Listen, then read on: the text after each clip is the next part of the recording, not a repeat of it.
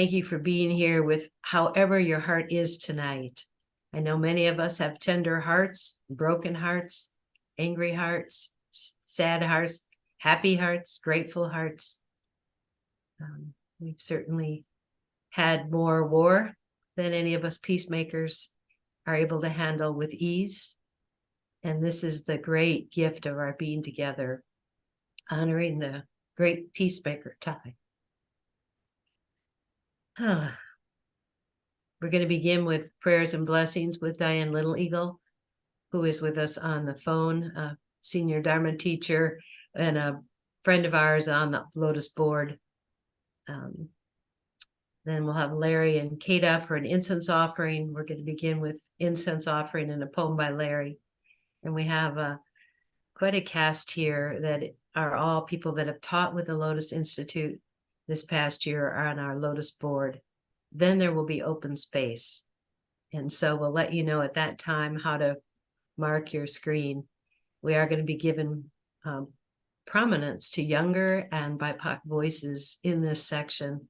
And please, anybody who has a sharing from their heart, a song, a gift, an armful of poetry, a short one, and that's for all of us, a short gift. Please think of that.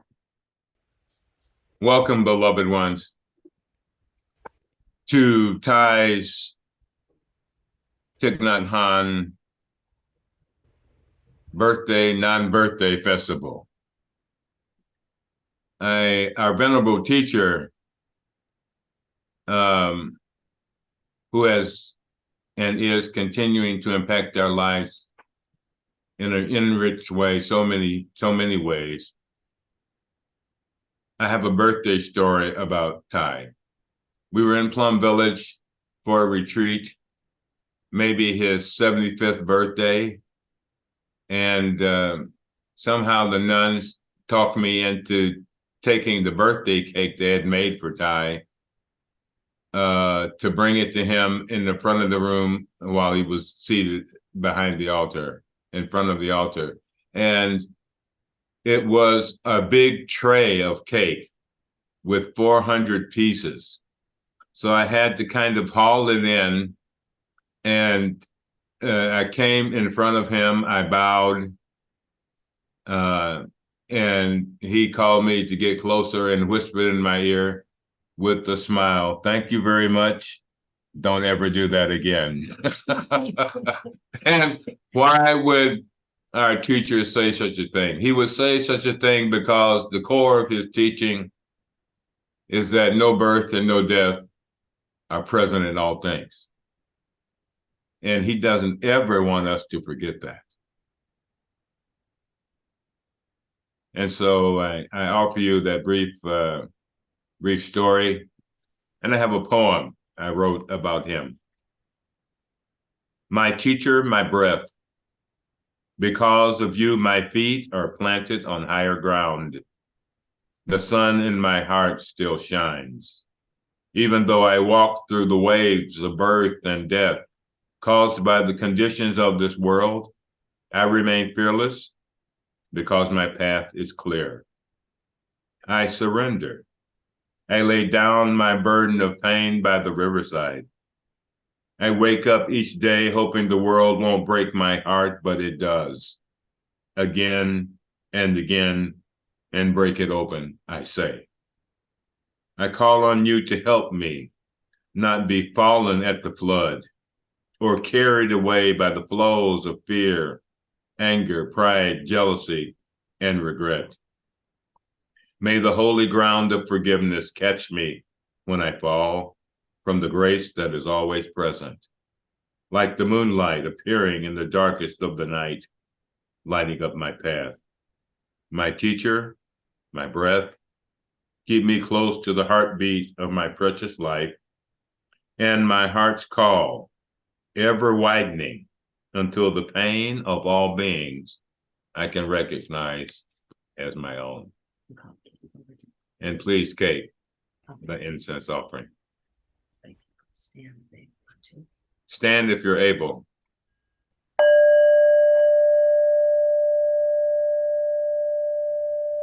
We offer this incense throughout space and time to all Buddhas and Bodhisattvas. May it be fragrant as earth herself, reflecting careful efforts, wholehearted awareness, and the fruit of understanding slowly ripening. May we and all beings be companions of Buddhas and Bodhisattvas. May we awaken from forgetfulness and realize our true home.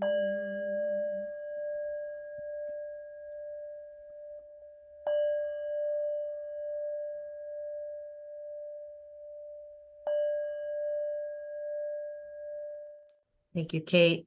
Thank you, Larry. And I light a candle for Thay for our altar this night. And I really believe that in his continuation, he's thrilled that we're gathering as his continuation. We can call up Ava Avalos, our wonderful friend and Dharma teacher from Africa. And it's one in Africa. So it's a little late there. So welcome, Ava. We wanted to begin with love of the body.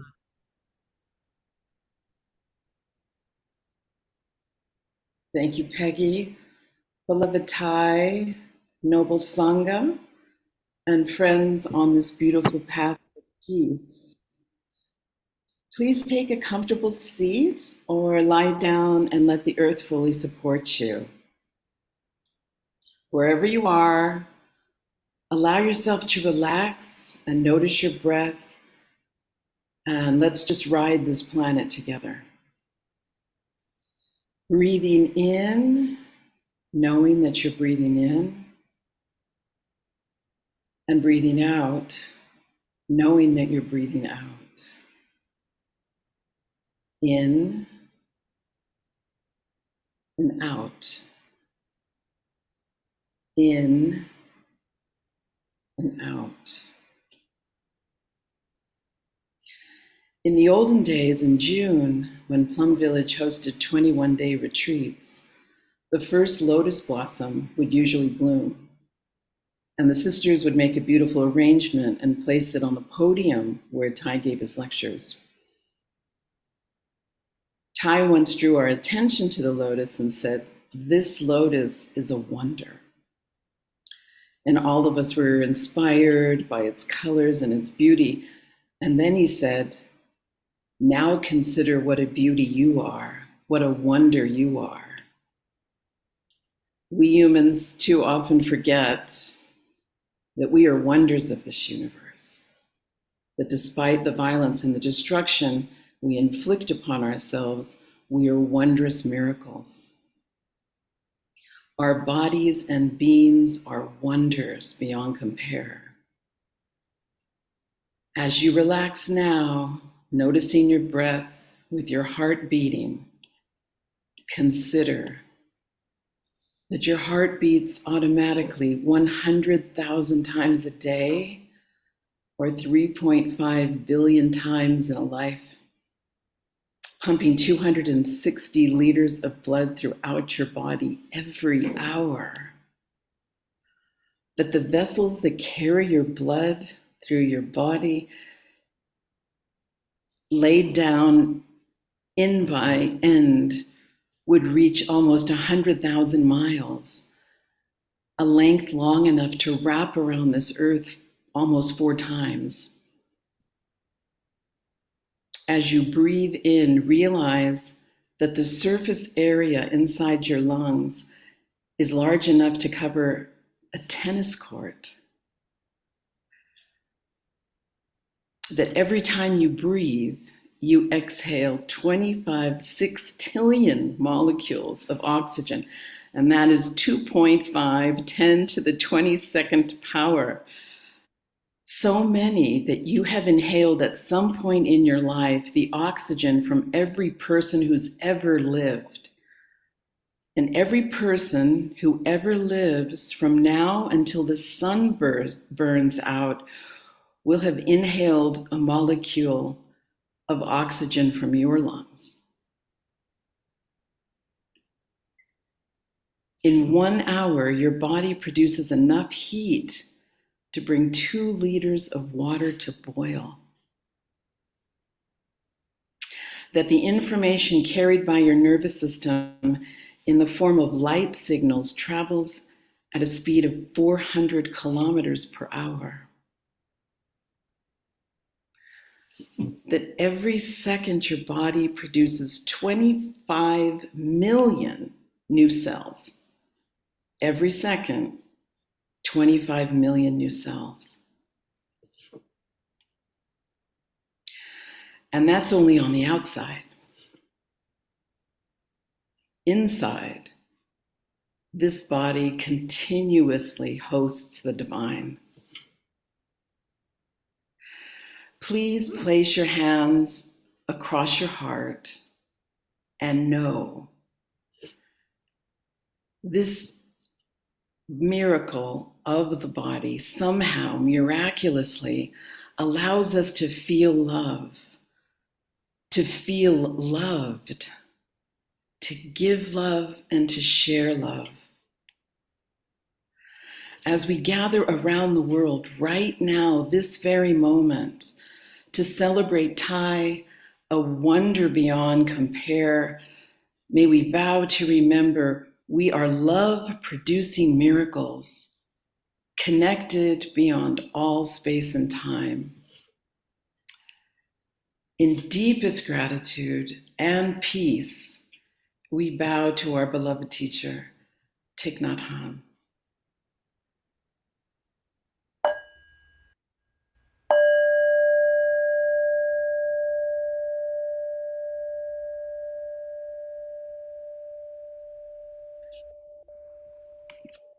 Thank you so much, Ava. We really appreciate you being here and bringing Africa with you, on your 22nd generation anniversary, 22nd anniversary of living in Botswana. Okay, so we welcome, let's see, Joe Reilly, our good friend, Dharma teacher, amazing, awesome dude. Joe. Good evening, dear family. Joe bowing in from Wawa-Atanong in Detroit on Anishinaabe land of the people of the Three Fires. Grateful to be part of this gathering, this family reunion, this Dharma festival, and want to offer a song that I wrote one of the times I had the fortune to be at Plum Village, and want to invite you to sing along. I'll put the lyrics in the chat if you'd like to sing. You're muted, so sing as loud and in whatever key you want. And feel free to grab an instrument if you like. Be in the key of C. Okay, it's not letting me put the whole song in, so I'll just put in the refrain. My songs are too long. But let's continue to follow that breathing rhythm that Ava helped us to connect with. That breathing rhythm that literally connects us with all beings. We can breathe for Thay together as one beloved community. Breathing in, I am alive right here. Breathing out, my mind is clear. Breathing in, my body is at ease. Breathing out, I am at peace.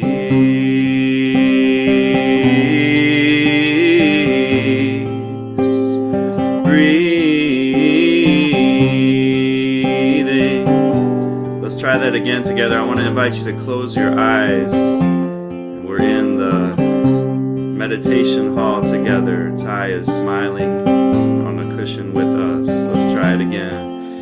Breathing in, I am alive right here. Breathing out, my mind is clear. Breathing in, my body is at ease. Breathing out, I am at peace.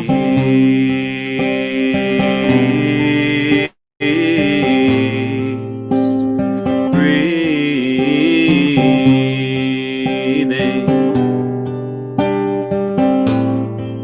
Lovely.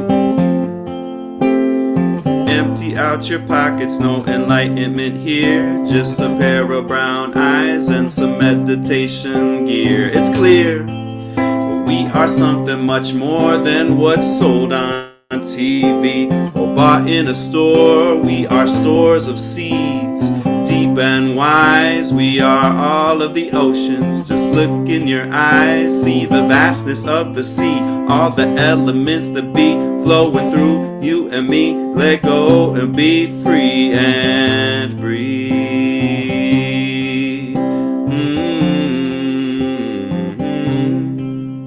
Breathing in, I am alive right here. Breathing out, my mind is clear. Breathing in, my body is at ease. Breathing out, I am at peace.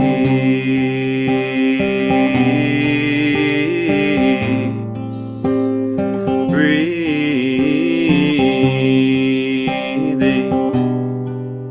Let's be free together. Be free together. Be free.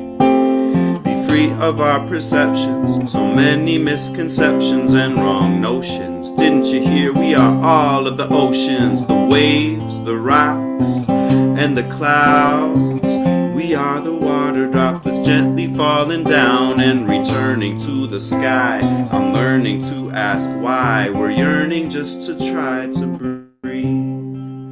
Breathing in, I am alive right here. Breathing out, my mind is clear. Breathing in, my body is at ease. Breathing out, I am at peace.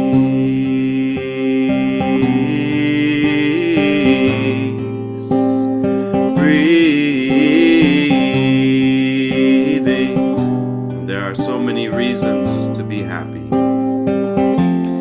There are so many reasons to be happy and to give thanks.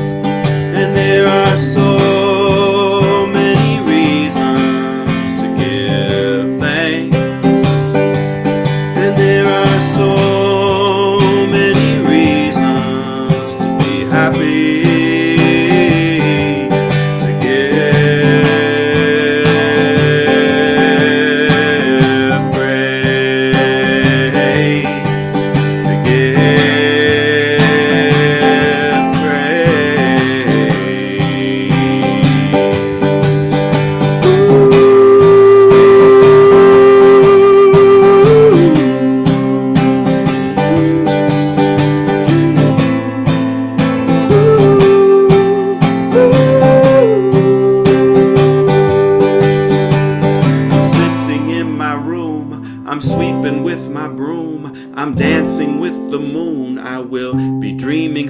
But for now I'm wide awake, sitting still like a lake with some wild rice growing. It's really nice knowing who I really am, who we really are. Sometimes I can forget when I'm driving in my car. It's time to pull over, didn't go very far. Try walking on the earth, you might think that sounds bizarre. I think it's rather funny to let go of my money and be one with the energy that flows in me and around me. And so I just surround me with flowers and poetry, beautiful verses. So when my mind disperses, I remember we've rehearsed this to not get caught in the cycle of birth and death. I really don't know about that, so I'll just follow my breath. Follow my breath. Follow your breath with me. Breathing in, I am alive right here, breathing out. My mind is clear, breathing in. My body is at ease, breathing out. I am at peace.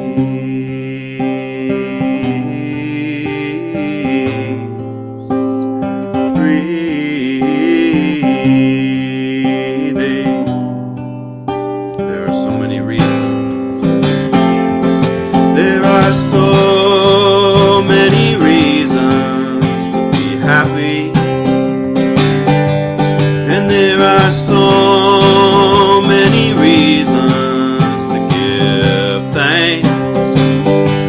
And there are so many reasons to be happy, to give praise, to give praise.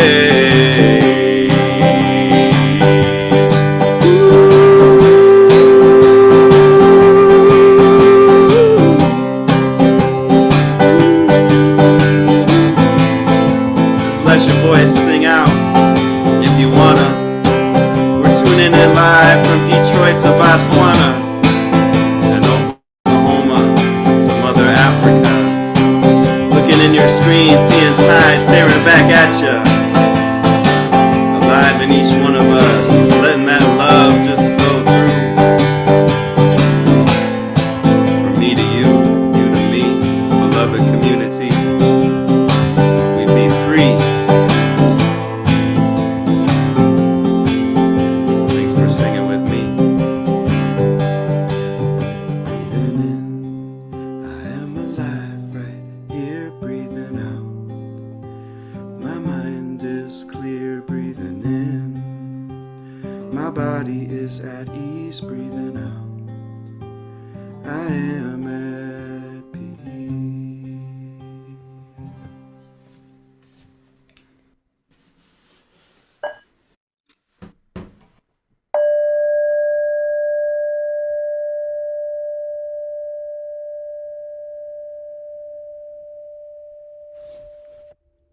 Thank you so much, Joe. We call up Salvatore Caruso. Thank you, Joe. Salvatore has been on our Lotus board since our first year, and he's a kind of friend that has had our back for over 40 years. Salvatore. Thank you. So it's so good to be here on Thay's continuation day. The great peacemaker and all of the tools he's given us to continue using those tools in these times that are so, wretched? I don't know what word to use. But we're here together to practice, to be that, to awaken the bodhicitta in all of us. I am here in Boulder County, actually in Boulder, which is the land of the Arapaho and the Utes. And I stand with them and in this land as part of that beautiful part of life that they gave to this part of the country.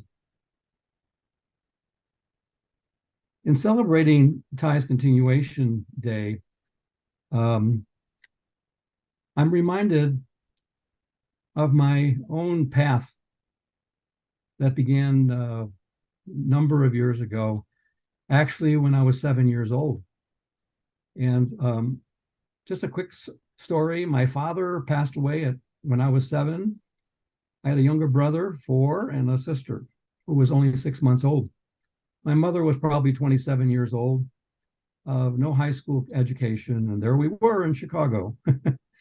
And I was reminded at the celebration of the Catholic Church in Chicago that one of my uncles came up to me and put his hand on my shoulder and said, "You're now the man of the family." And I guess that set the path to care for people, care for the family, and touch into that awakened heart that was awakened at that moment, at the tender age of 7. You know, the bodhicitta is it's all about the awakened heart, right? And the intense desire to alleviate suffering wherever it's found. And that's not done until all are alleviated. But that set my path away at age 7, caring for the family.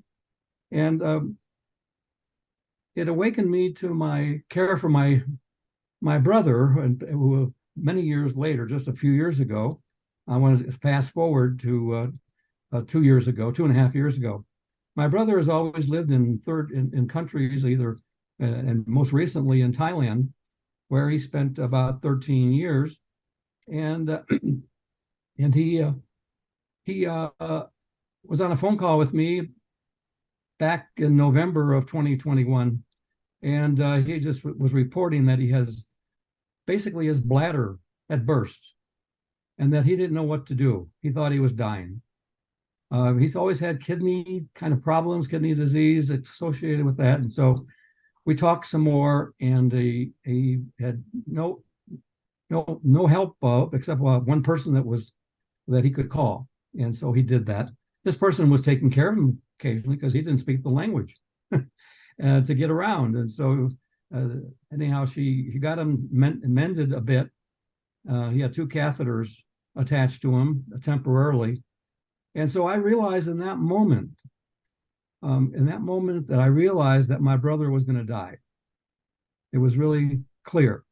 And so I said I wanted to think about what was going on, and I'd call him back after a long conversation.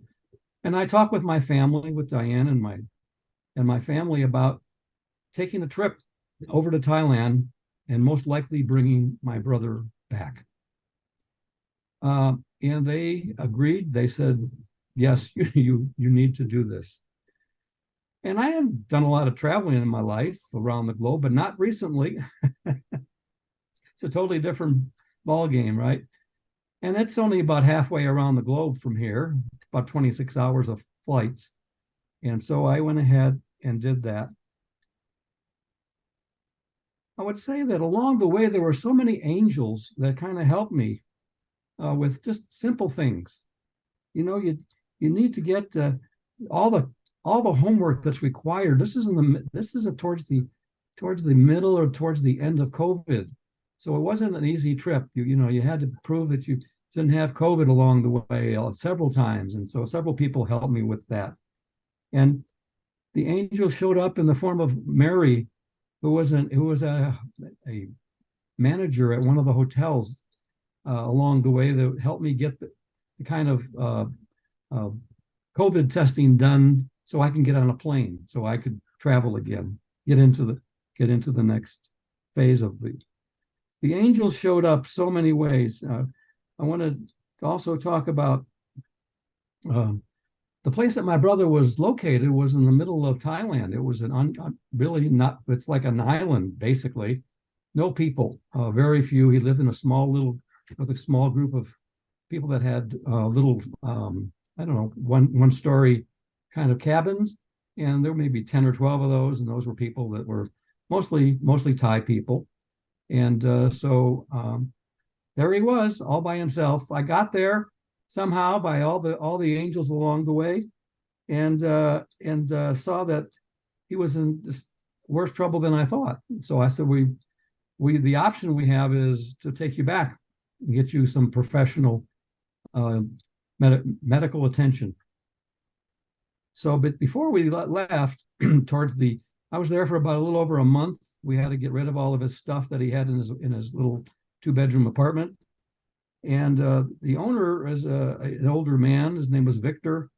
He didn't speak any English, maybe a little along. I didn't speak any language, of course, that I could communicate. But towards the end of the trip, on the day before I was going to leave, I was walking towards the water, the ocean, and I was just going to, just relax a little bit to get my daily walk in. And he calls me over to his porch and sits me down. And he's got a bag full of all kinds of trinkets and things. And he didn't have words. He just had the items. He gave me a beautiful little Buddha clay, if you will. So he was sending me back with some support, another angel, and he also gave me Kuan Yin also needed some additional support that he thought I would need. So there wasn't any communication really, other than bowing, thanking for his gift of safety as we packed up and left for the U.S. My brother returned with me at that point. He spent 16 months with us in Colorado. Many operations, but he has a chronic disease, a kidney disease. It's phase 4. And so his future is numbered, really, because they can't really correct that. But he's doing okay. And he was well enough and patched up enough, I'd say, that he said, I want to go back to Thailand and spend the rest of my days there. I'm not going back to the same remote place. I said, no, that's not good. So we went back and went to Chiang Mai, which is a very fine city and all kinds of good medical attention. He's got a friend there that he stays with, and he's cared for. He's never been happier than that he is right now. And we talk once a week by Zoom. And I'm reminded about some of Thay's words around doing things that, take care of yourself, doing these reflections, these life reflections once in a while. So he started doing that. He started doing these life reflections, and we talk about it and we laugh about it and how he spent the first 30 years and so forth. So anyhow, he's back there now and he's doing fine, and we just have a great time. So I would just say that sometimes when the voice, the bodhicitta voice is listening, sometimes it's a voice that's very, very quiet, but sometimes it's loud. And this time the bodhicitta voice was pretty loud. And so I responded to it. We've never had a better relationship, and it's been perfect in the sense that it allowed us to reunite after many, many years of only seeing each other maybe every 5 or 6 or 7 years. So I would just like to say that it's been a real gift. Thay gave us this gift. Life reviews are so important, and he's finding that his days are really going peaceful, very peaceful days, and he's able to take care of himself, take care of his little dog, and he's doing all right. So I just wanted to share that story with you, and share the growing bodhicitta. And I said earlier, it's sometimes that the bodhicitta voice is very loud, and sometimes it's very, very soft. And to pay attention to that, we can be helpful to those around us. Salvatore, bowing out.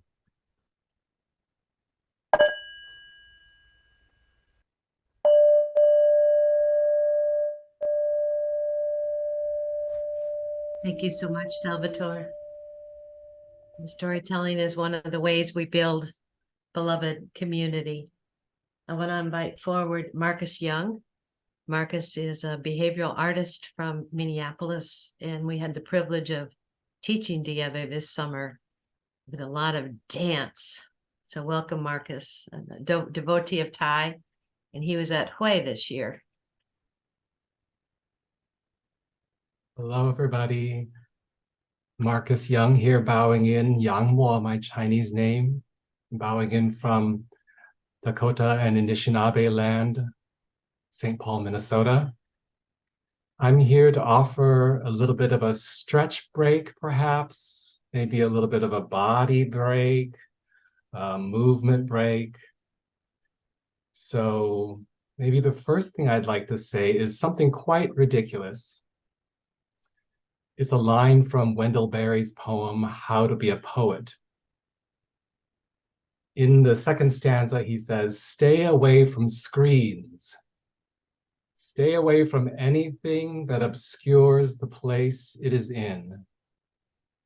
So just taking inspiration from that line, stay away from screens, let's adjust our body a little bit to take in more than just the screen, and maybe reorient in any way you like, whether that is turning off your camera for a moment, whether that's closing your eyes, whether that's just stretching and feeling the space all around you, whether that's sitting in a different orientation in your room.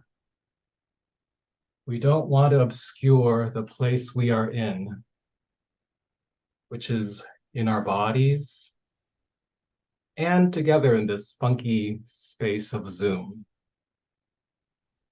So what I'd like to do is ask you to do movement that your body is telling you to do as I read to you this fun, newly made poem that comes from many different lines of many different people. This is in part inspired by the title Armfuls of Poetry. And maybe first let's do a little bit movement together where we imagine we're holding armfuls of poetry. So holding them up as if we are holding poetry. And then another way is, what if you imagine armful of poetries as your arms being poetry, a little bit inspired by Ava. Give yourself a little bit of loving touch where your muscle is poetry, your bone, your blood, your skin, your ligaments, your cells, all that is poetry. And then one more different way to think about armfuls of poetry. What if you gave yourself a little bit of a hug, which means you're holding yourself. You yourself are poetry. This is another armful of poetry. So continue to allow yourself to move as you want as I read a few lines from different people that inform my awareness and practice. Making a new poem here. Thay says, home is a place where loneliness disappears. It is a practice, not a theory. What movement do you have for that line? Home is a place where loneliness disappears. It is a practice, not a theory. Reverend Angel Kyoto Williams says, you belong because you breathe. What movement do you have for that? You belong because you breathe. Robin Wall Kimmerer says, the land knows you even when you are lost. The land knows you even when you are lost. Tricia Hersey of Nap Ministry says, we will never heal alone. What movement do you have for that line? We will never heal alone. Dakota doctor and writer Ohiesa says, the greatest object of their lives seems to be to acquire possessions, to be rich. They desire to possess the whole world. What movement do you have for that line? The greatest object of their lives seems to be to acquire possessions, to be rich. They desire to possess the whole world. Ursula K. Le Guin's version of the Tao, verse 33, she says, knowing other people is intelligence. Knowing yourself is wisdom. What gesture do you have for that line? Knowing other people is intelligence. Knowing yourself is wisdom. Bayo Akomolafe says, wisdom is what remains when we've come to the end of everything we know. Wisdom is what remains when we've come to the end of everything we know. RuPaul. Bet you didn't see that one coming. RuPaul says, we're all born naked and the rest is drag. We're all born naked and the rest is drag. Yoko Ono says, art is my life, and my life is art. Art is my life, and life is my art. Thay says, the act of sitting is an act of revolution. The act of sitting is an act of revolution. And our last quote here from Sen no Ryoku, the tea master, Ichigo Ichi-e literally means one time, one gathering, or treasuring the unrepeatable nature of this moment. Ichigo Ichi-e, treasuring the unrepeatable nature of this moment. One last gesture together, perhaps a bow to bring this to a close, part of our choreography today.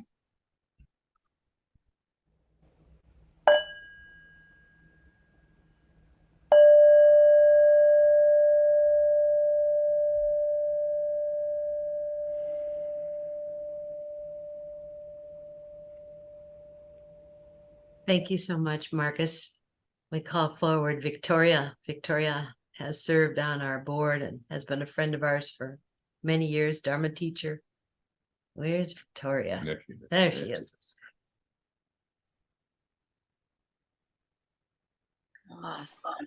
Thank you, everyone. My name is Victoria. My pronouns are she, sha, and we.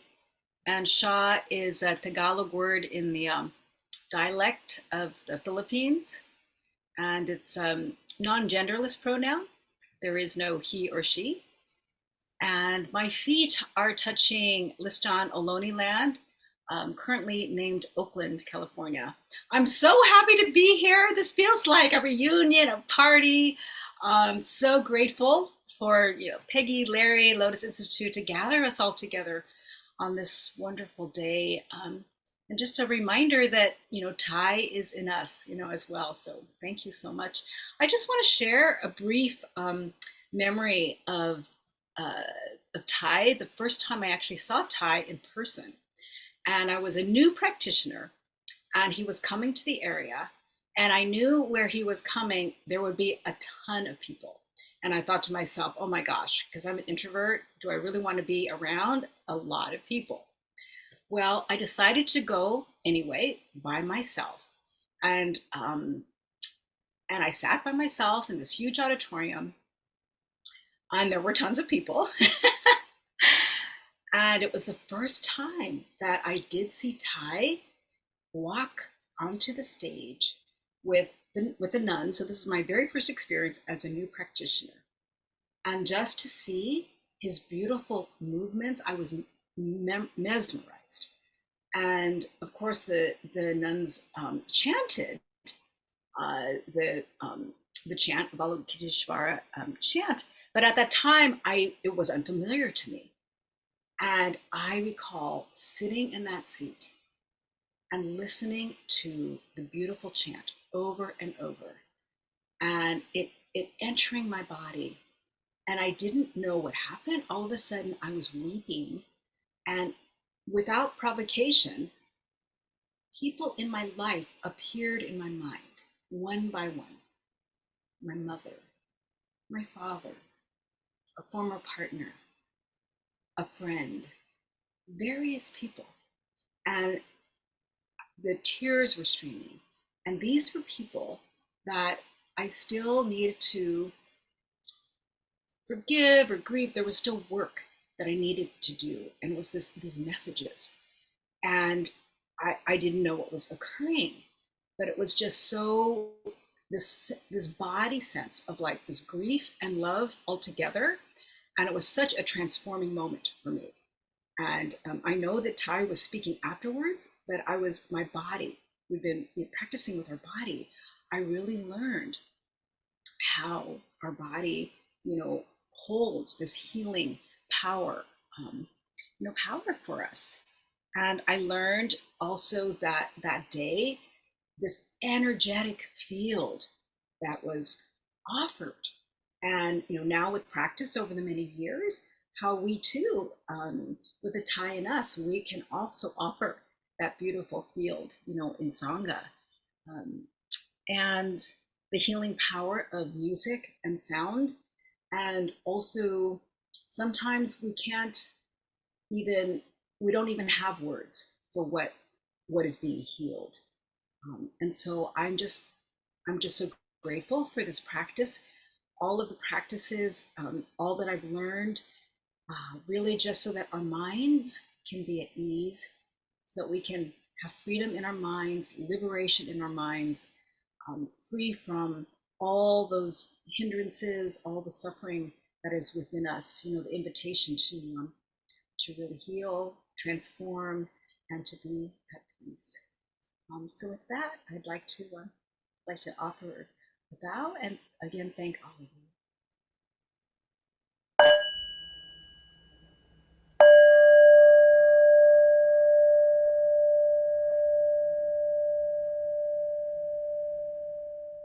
Thank you, Victoria, for the gift of your presence and the gift of story. And you did great with your 5 minutes. She didn't know if she could do 5 minutes. Awesome job with 5 minutes. Joe Reilly, one more song from Joe. Okay, dear family, this is the Sangha song. I'll send it in the chat if you'd like to sing along. Also, if you'd like to just sit or lay down or get up and move, please, as Marcus invited us to listen to your body and follow what your body needs in this moment. Or you can play along. I see Wynn has her guitar. This is also in the key of C.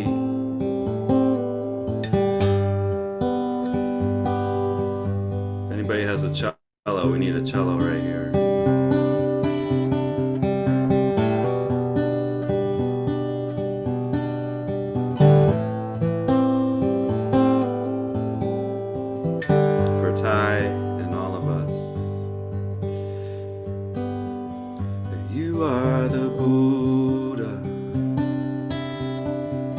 Smiling gently as one, and you are Jesus. Compassion, community, communion. You are Mother Earth, giving her life to us all, and you are the water flowing. You are the rain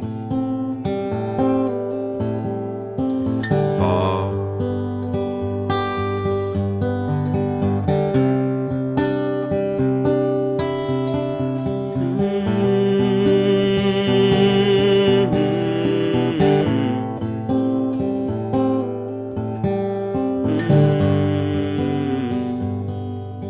And I am one cell in this body. I am one beat of your heart, and with your help and your guidance, I can learn to do my part. You are the Buddha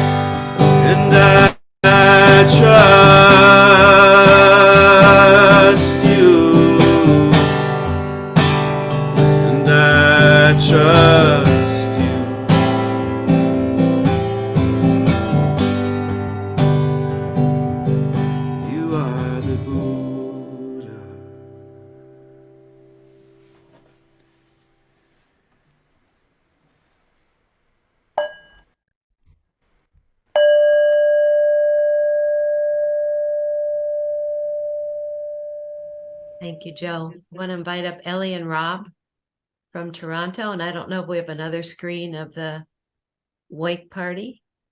Is there the group from Wake Up Toronto, or just you two? I think just us. I'm not sure their camera's on, but they're chilling with us in the space. Okay, welcome. We met Rob and Elli at Omega, and they've been doing a lot to support our monastic Sangha and lay Sangha. And we're just thrilled to meet them both. So please, thank you for being here.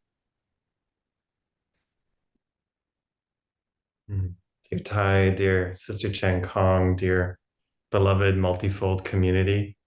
We're zooming in from the lands of the Huron-Wendat, the Seneca, the Mississaugas of the Credit, also known as Toronto, Canada.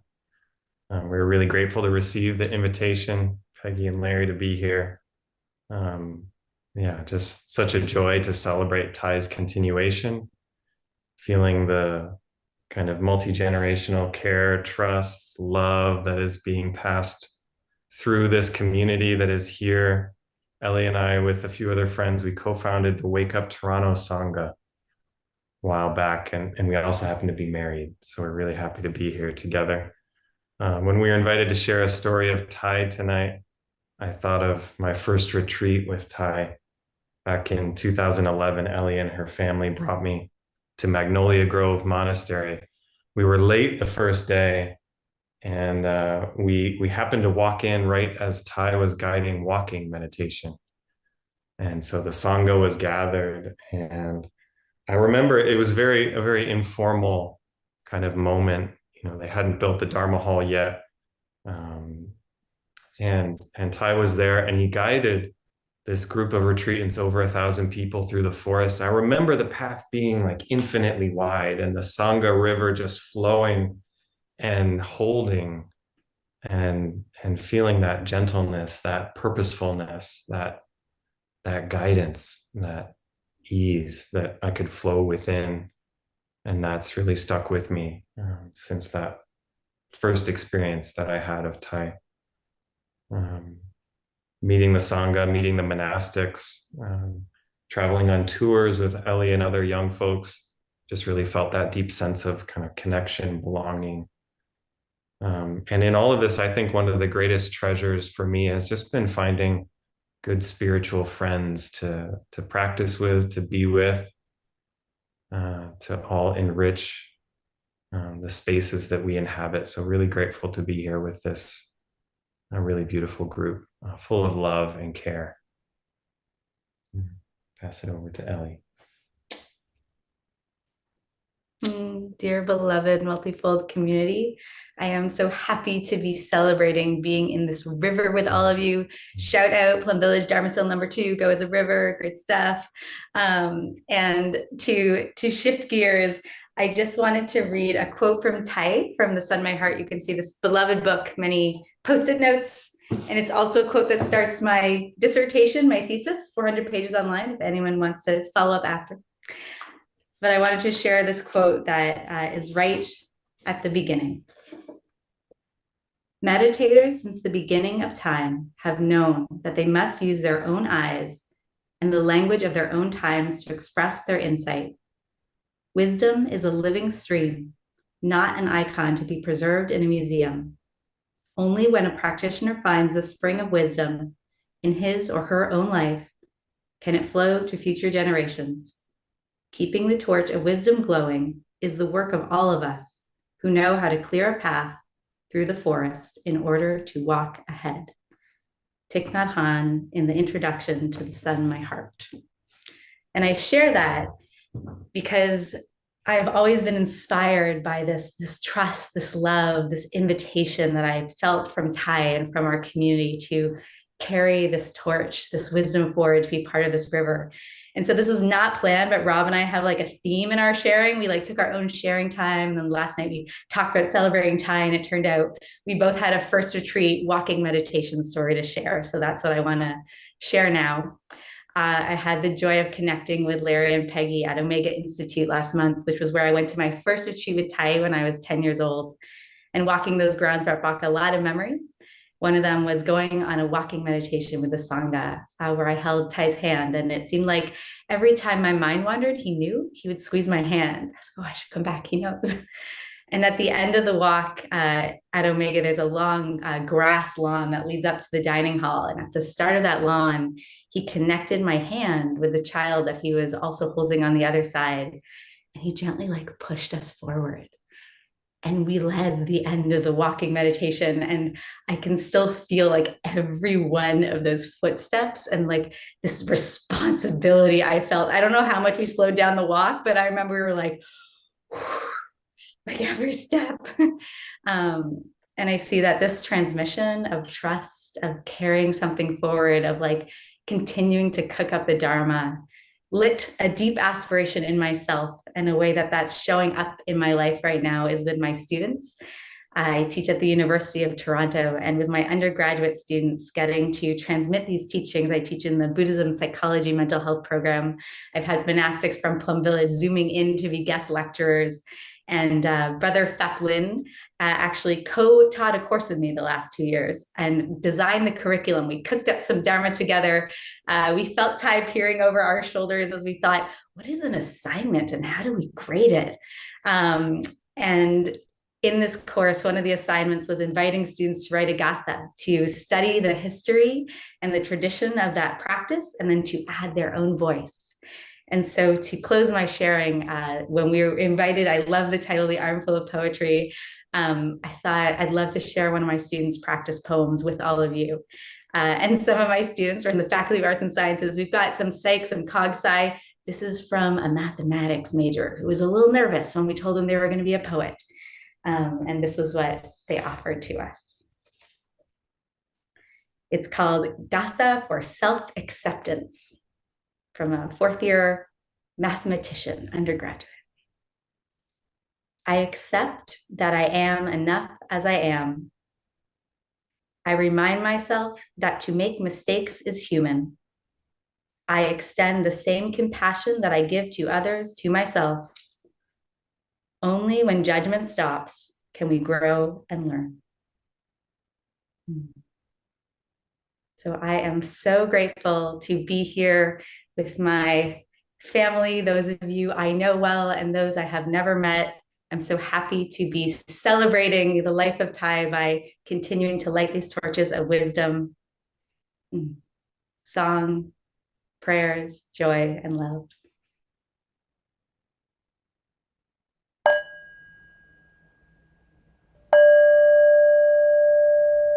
Thank you, Elli and Rob and Toronto Wake Up, and I hope you're enjoying the watch party together. I loved it that there was a watch party. What a wonderful way to practice. I want to bring forward Born Eye, and we're so grateful to have you here, a meditation teacher and musician. Yo, okay, can y'all hear me? Yes. Oh, fantastic. Because I was making dinner for the fam and I got here a little bit late. Now I'm going to press a little something. Wait, no, don't use that. I'm going to press a little something over here and just make sure this works. Settings. Yes. Okay. Let me know if y'all can hear this music. Uh-oh. Do y'all hear anything? No. Not yet. Not yet. Oh. Oh, there we What go. about now? Oh, y'all hear something?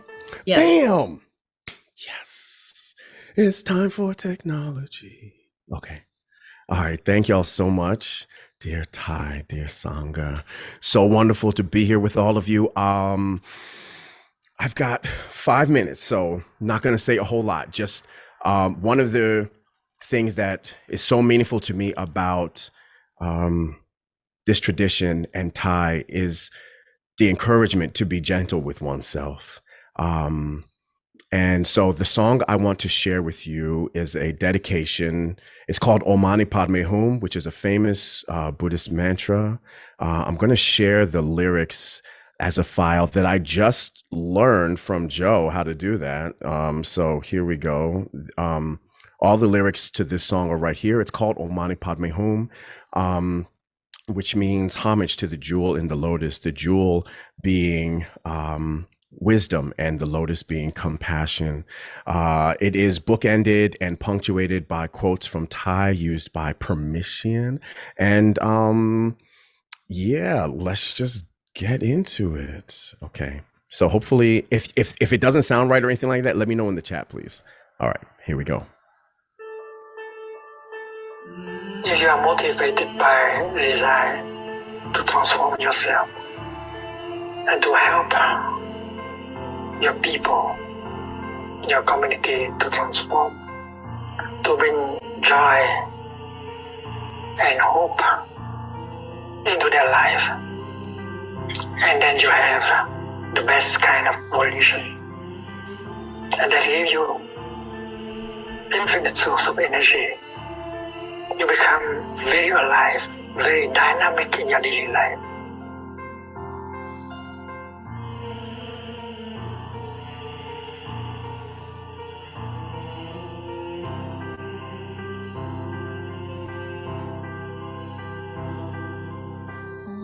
Mani Padme Hum. Mani Padme Hum. Mani Padme Hum. Mani Padme Hum.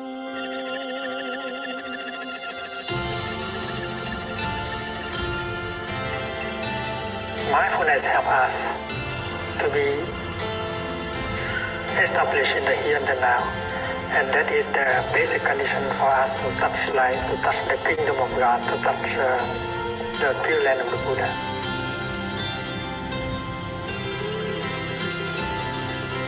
Life is still a mystery, futuristic history.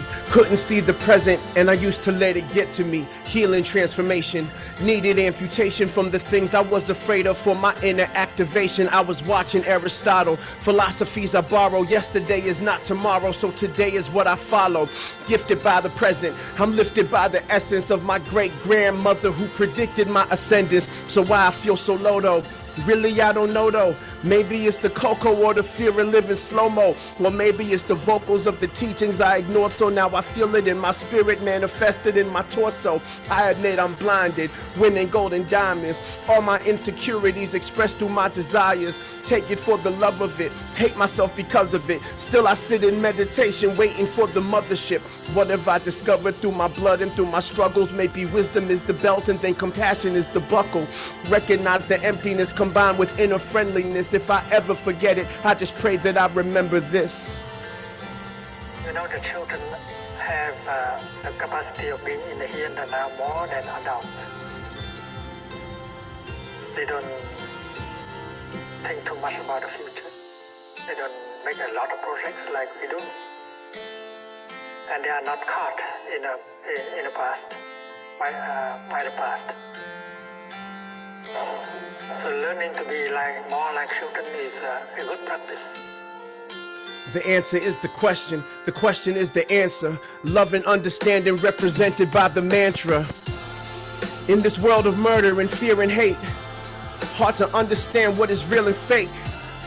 All my travels across the interstate took me deeper into that inner place. Beginner's mind is silence, ignorance is violence, anxiety is terrible, and mine is so unbearable that if I ever overcome it, it'll be a miracle. I know I'm here to witness who I am, but through the mirror's view, cause every day is heaven, and every day is hell, and every day I fall apart, every day I prevail.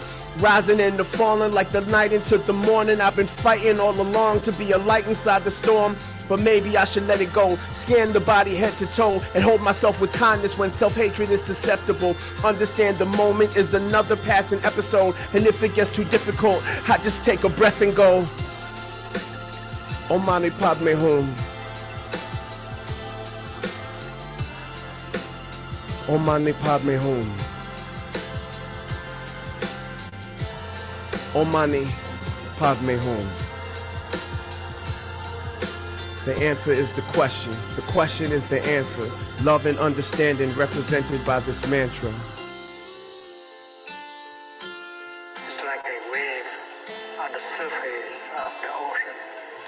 She may be very fearful because she get caught in notions like beginning, ending, going up, going down, more or less beautiful than the other waves.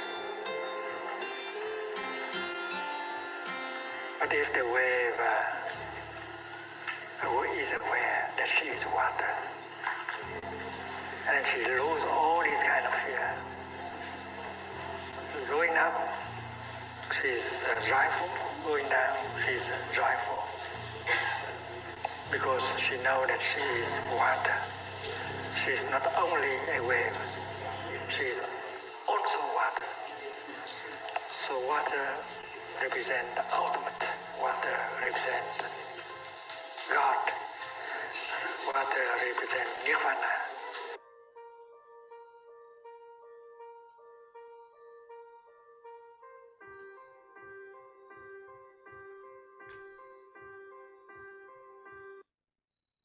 Thank you all so much. I put a link. There's a beautiful video with footage of Thay that was used by permission from Max Pugh, and there's a link in the chat to watch that as well. I love y'all. Appreciate you. Be kind to yourself. All right, peace. I'm out.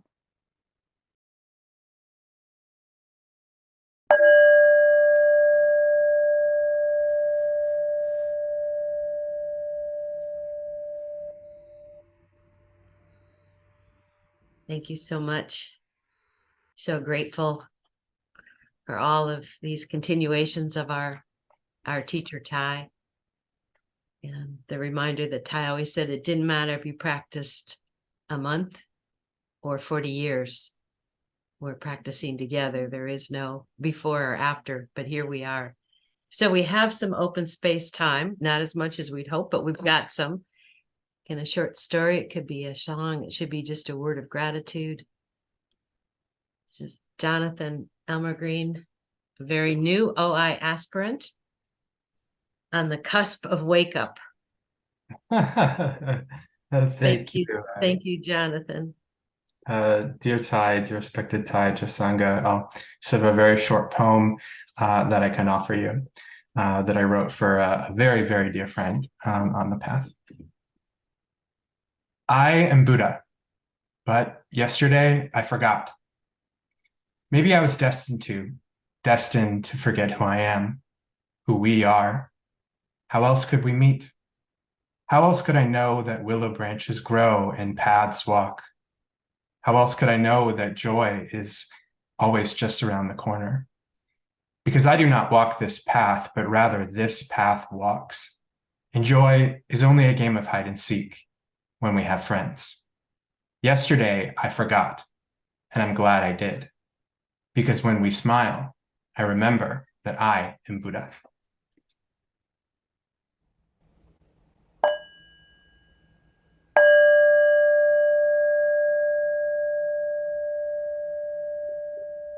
Thank you so much. This is Annie bowing in. Dear Thay, dear Buddha, dear beloved Sangha. I just want to thank you so much for organizing all of this, everybody who's been part of the organizing, and everybody who's here. What a beautiful way to celebrate Thay continuing and continuing and continuing, which she is, just as we are. Thank you. Any bowing out.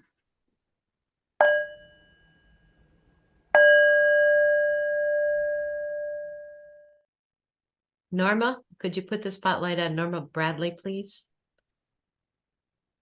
This is Norma Bradley from Asheville, North Carolina, an Ikebana master, artist and poet, and Order of Interbeing member. Okay, we got you. Dearest Thay, dear Sister Chung Kong, dear Sangha, I've been in tears all night. This is just so beautiful and such a beautiful reminder of how important Thay has been to me. And I wrote a poem that was published in a book and it was inspired by Thay, and it just happened. So I'm going to read it. It's a one-line haiku. While the clouds turn into rain, the lily blooms. And today I found out it's up for Pushcart Award, Pushcart nomination. And thank you, Thay.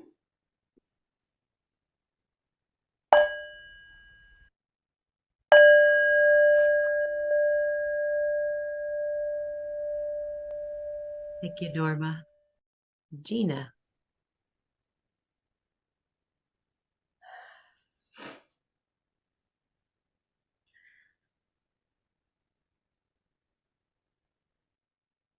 Thank you for this beautiful celebration. And I'd like to read a poem I recently wrote. Warrior of the Night. The warrior that is navigating through the silence of the night always has a choice of tools.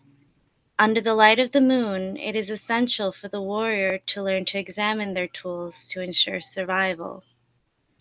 The warrior must then learn to harness their tools as their weapons or stay consumed in the darkness without knowing which way to go. For a warrior that is blind without weapons will stay in silence waiting for daylight that may never come. When darkness falls like two sides of a coin, silence is a very powerful arrow that may be used to nourish or destroy. The blind warrior faced with silence must not be afraid to hear the winds that howl, for it is the winds that will ignite the flames of flight. The blind warrior, now seated in flight, will begin to sense the heat of the stars that will guide through the permeating dead of night. O warrior, let the silence of the night become your weapon. For the blind warrior choosing to examine their tools under the light of the moon may not hear the howling of the winds, or even sense the eons of stars that guide from the very beginning. O warrior, before the howling winds begin, take the time to examine the stars, so you may harness the light of the moon and taste the light of day. Thank you. Thank you, dear Gina. Okay, Muna, I don't know who's next. Oops, you can help pick the next one. We got a dog going on. Okay. We'll bring Barbara up and then I'm gonna bring Marissa. Okay. Dear Sangha, dear Thay, I'm very filled with emotion, I'm filled with love, and I'm looking for my teacher, and I'm finding him all over the place, everywhere I look. Thank you to everyone who's here tonight.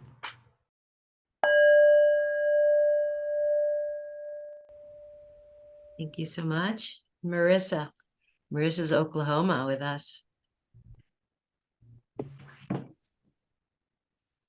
Bowing in, I have a poem to share inspired by Thay and this practice. And the title is Vacation in Mind. I envision a day where each moment is my vacation, where mindful breath unfolds my wings, delivering me to the equanimity and beauty of mountains and whispers of trees, where I have peeled away enough layers to see that all I seek is the real joy woven into the waves generated by inner flow. It is right here, all divine moments, here, right now. I dream of the day where I no longer pull one way or the other, where I no longer hope for peace, where I know the divine infinite guides us all, destroying all that no longer serves us while creating that which sustains us. This journey to the island of me, my vacation, is lined with showing up, no matter what, where connection to self is felt as connection to the divine, where the cloud over my eyes lifts to see the bountiful, overflowing gifts that greet me each day, where I have awakened enough to know that when I step out of the flow of my life, I lose a piece of my vacation. Thank you, beautiful community, Sangha, beloveds, bowing out.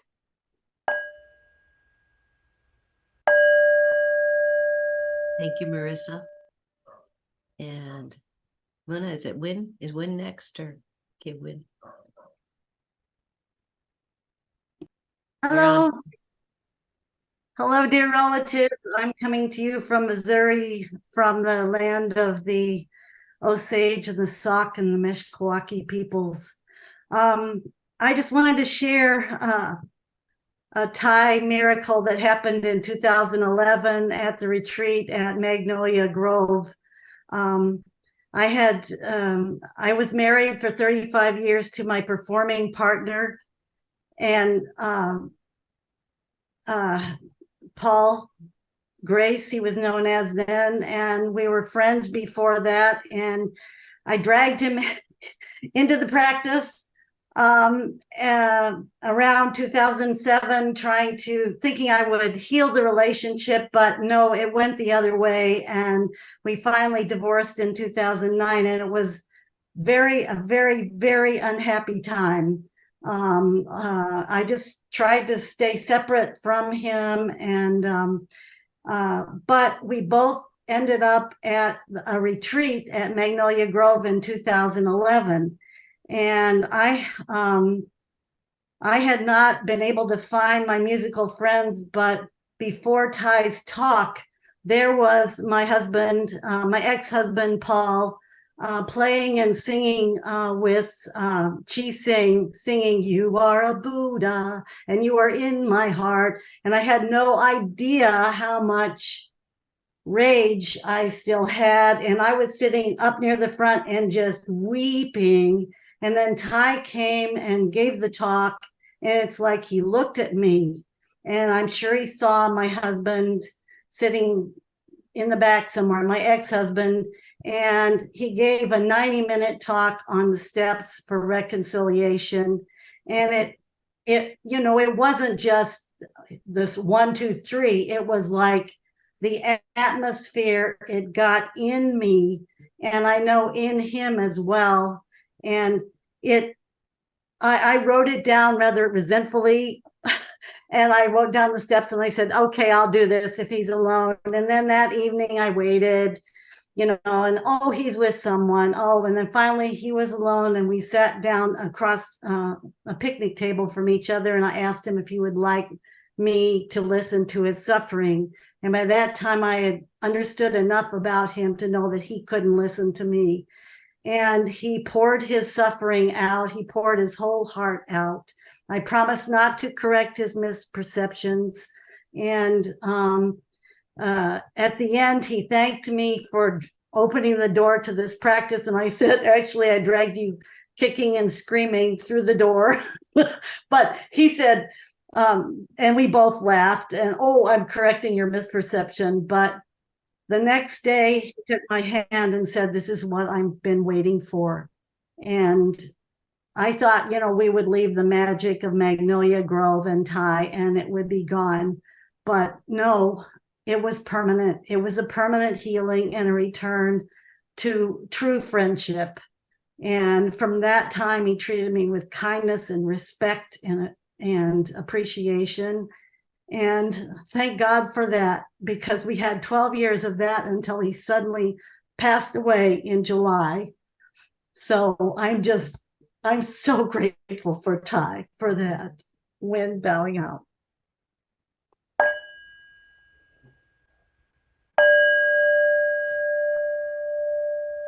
Thank you so much, Win. Is Pablo next, Muna? Yeah, there. Dear beloved Sangha, Pablo Banyan. So wonderful to see all your lovely faces. I'm also part of Wake Up Toronto, so it's lovely to see other Sangha mates on this call together. I just wanted to share a picture that I drew. It's inspired by the continuation of Thay, even though I've never met him. You can see in this image, each circle represents a teacher in our lineage, all the way to the Buddha. And so I like to imagine myself holding Thay's hand, and then he holding his teacher's hand, and each teacher in our lineage holding each other's hands until we get all the way to the time of the Buddha. And so you can see here to represent Thay, this is his little circle, brown for his brown robes, and blue to represent his teaching on the cloud, that a cloud never dies. So thank you so much for allowing me to share, and I will bow out.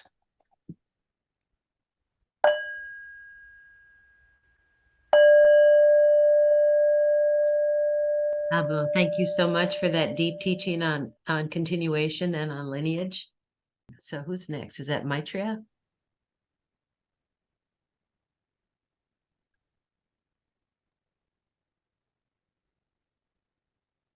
Wow.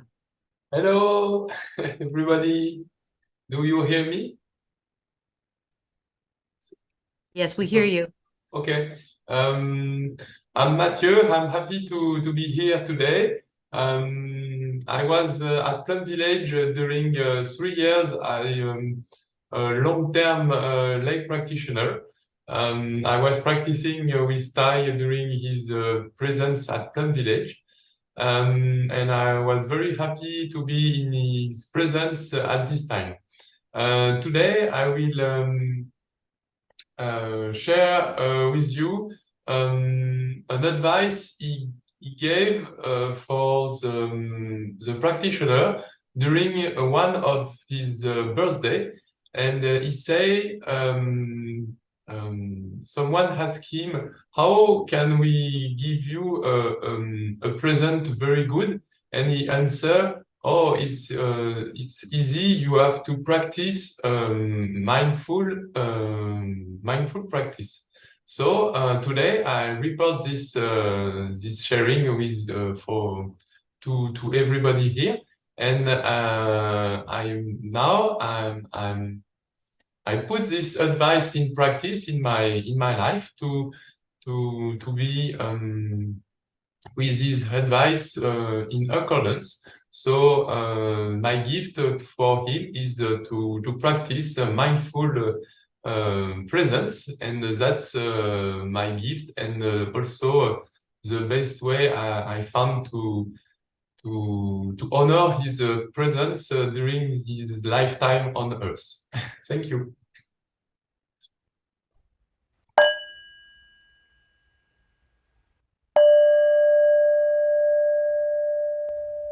Thank you so much. I believe we'll close the open circle now and complete our evening with ritual. Yes, I want to say one thing.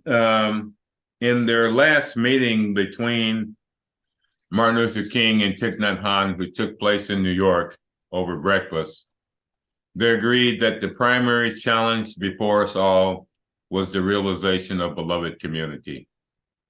And many people think that's an abstract idea. It is, but it's also a lived experience. I really appreciate your gathering here together to make us experience that energy of beloved community, which is ours, our birthright.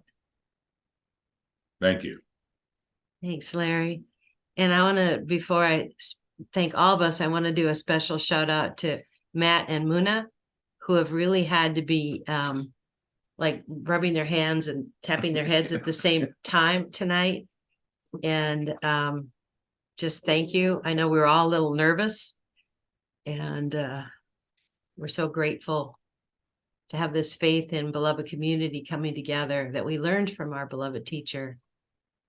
So in this final prayer that Diane's going to help us with, I want you all to really get centered and imagine this streaming out in all directions. Really just get centered with it. You know, this joy that we've had, this tears we've touched. Dalai Lama once said, the energy of joy magnifies 100-fold from community joy gatherings. Let's just send this energy in all directions. So many scared, hurt, grieving, fearful, homeless.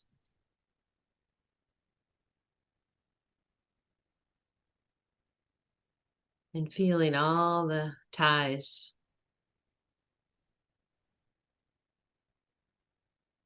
All the ties in this room and beyond this room.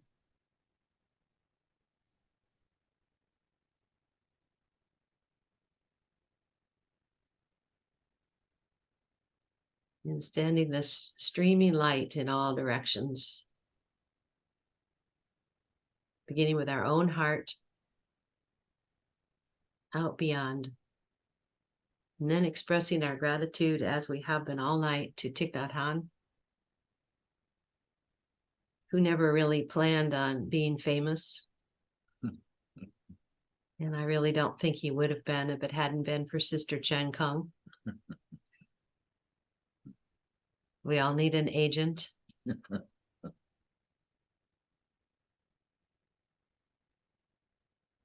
So in thanking Thay, we also thank Sister Chen Kung for her remarkable discipleship and leadership.